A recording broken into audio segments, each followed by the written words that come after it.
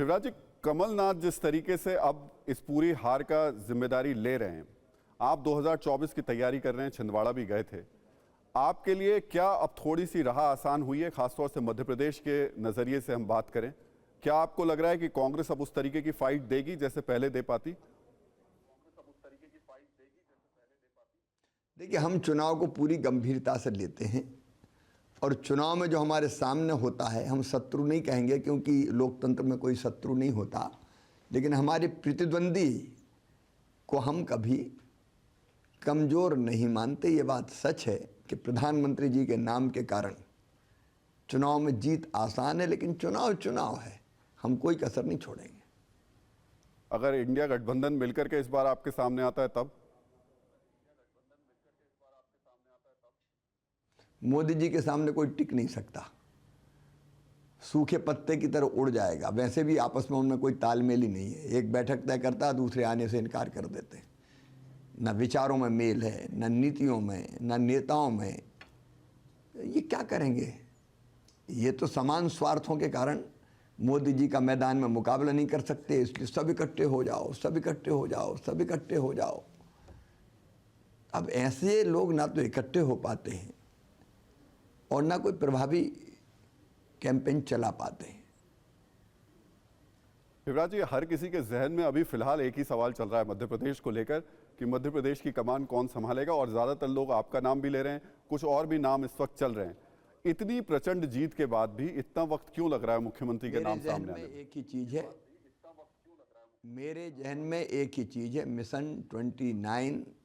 एक कार्यकर्ता के नाते मैं अपनी पूरी सामर्थ्य और पूरी क्षमता लगाऊंगा लोकसभा चुनाव की तैयारी में। पार्टी के साथ हम सब पार्टी के कार्यकर्ता हैं, हम लोग मिलकर उस अभियान में लगे हैं।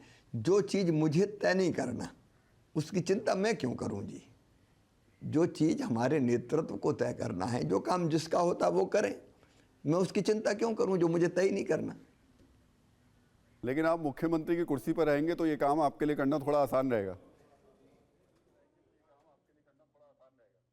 नहीं, मेरी अपनी कोई इच्छा नहीं है, मैंने कल ही बोल दिया, मैं वही करूंगा जो मेरी पार्टी मुझसे कहेगी।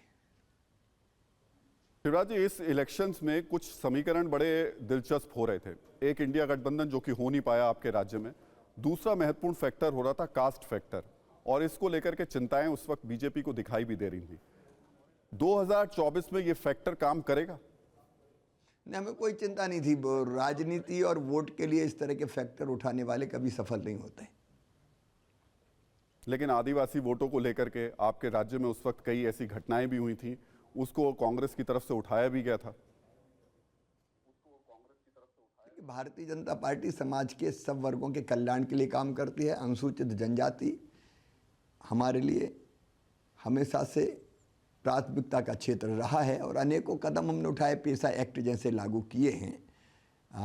राकेश जी, राहुल जी, मुझसे मिलने कई लोग बैठे हुए, मैं बीच में छोड़ के आया हूं। मैं बस आखिरी सवाल आपसे पूछूंगा, कब तक नए मुख्यमंत्री का नाम सामने आ जाएगा मध्य प्रदेश में? क्या ये कुछ डेट आप बता पाएंगे, कब तक तस्वीर साफ हो पाएगी? ये काम मेरा नहीं है, ये काम मेरा नहीं है, मेरी पार्टी का है। मैं मेरा काम करने में केवल रुचि रखता हूं। कल मैं श्योपुर जा रहा हूं, जहाँ जिले में दोनों सीट हम हार गए थे, वहाँ मैं कार्यकर्ताओं से मिलूंगा। बाकी चिंता पार्टी को करनी है, पार्टी करेगी। बहुत बहुत धन्यवाद शिवराज जी, हमसे बात करने के लिए।